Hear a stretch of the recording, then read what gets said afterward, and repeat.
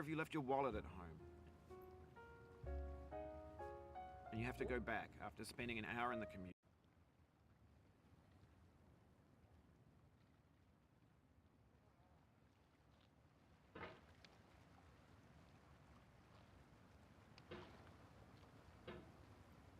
There's no feeling more intense than starting over. If you deleted your homework the day before it was due, as I have, or if you left your wallet at home and you have to go back after spending an hour in the commute. If you won some money at the casino and then put all your winnings on red but it came up black. If you got your best shirt dry cleaned before a wedding and then immediately dropped food on it. If you won an argument with a friend and then later discovered that they just returned to their original view. Starting over is harder than starting up. If you're not ready for that, like if you've already had a bad day, then what you're about to go through might be too much. Feel free to go away and come back. I'll be here. Alright, thanks for coming with me on this trip. I'll understand if you have to take a break at any point. Just find a safe place to stop and quit the game. And don't worry, I'll save your progress, always, even your mistakes. This game is a homage to a free game that came out in 2002, titled Sexy Hiking. The author of that game was Jazuo, a mysterious Czech designer who was known at the time as the father of B games. And B games are rough assemblages of found objects. Designers slap them together very quickly and freely, and they're often too rough and unfriendly to gain much of a following. They're built more for the joy of building them than as polished products. In a certain way, Sexy Hiking is the perfect embodiment of a B game. It's built almost entirely out of found and recycled parts, and it's one of the most unusual and unfriendly games of its time. In it, your task is simply to drag yourself up a mountain with a hammer. And that act of climbing, in the digital world or in real life, has certain essential properties that give the game its flavor. No amount of forward progress is guaranteed. Some cliffs are too sheer or too slippery.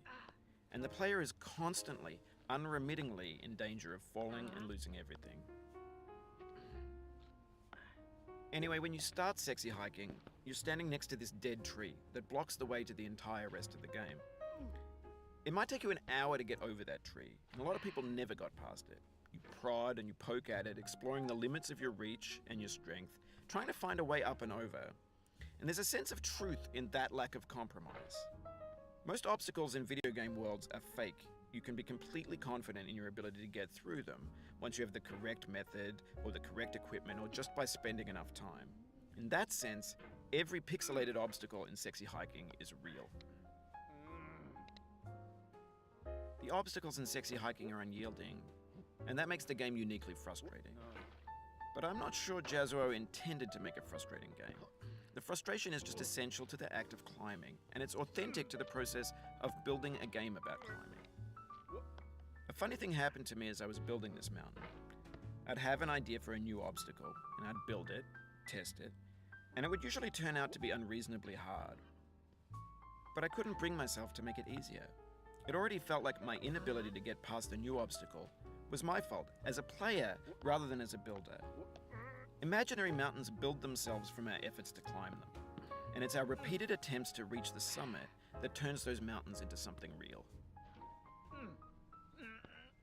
When you're building a video game world, you're building with ideas, and that can be like working with quickset cement.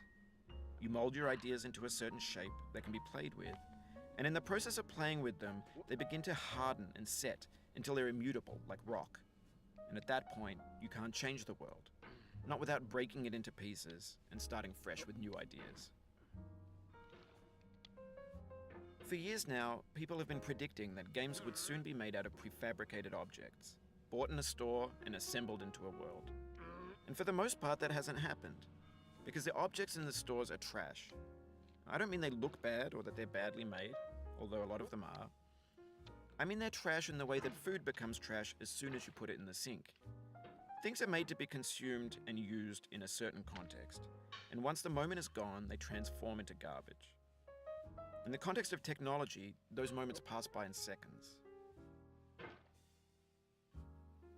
Over time, we've poured more and more refuse into this vast digital landfill that we call the internet.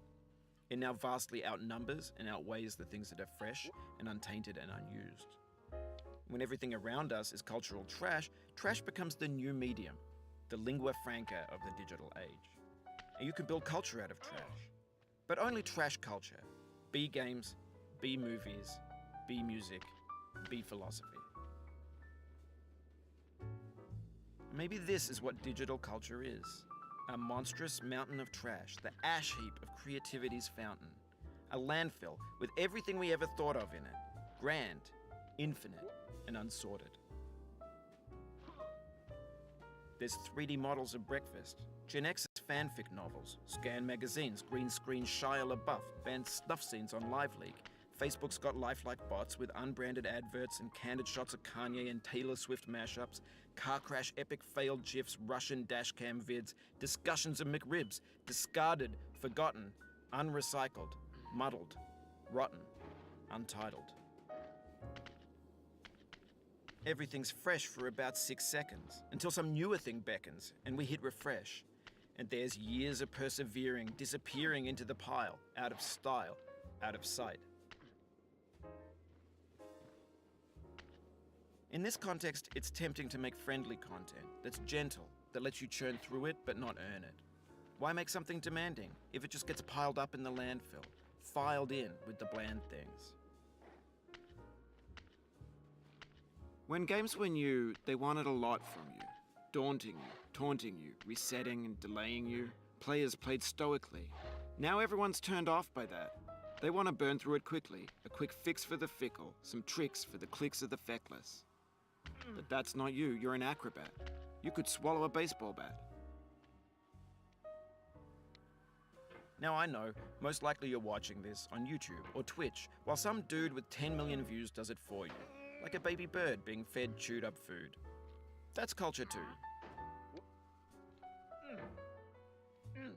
But on the off chance that you're playing this, what I'm saying is, trash is disposable, but maybe it doesn't have to be approachable. What's the feeling like? Are you stressed? I guess you don't hate it if you got this far. Feeling frustrated? It's underrated. An orange is sweet, juicy fruit locked inside a bitter peel. That's not how I feel about a challenge. I only want the bitterness. It's coffee. It's grapefruit. It's licorice. It feels like we're closer now. Composer and climber, designer and user. You could have refused, but you didn't. There was something in you that was hidden, that chose to continue. It means a lot to me that you've come this far, endured this much. Every wisecrack, every insensitivity, every setback you've forgiven.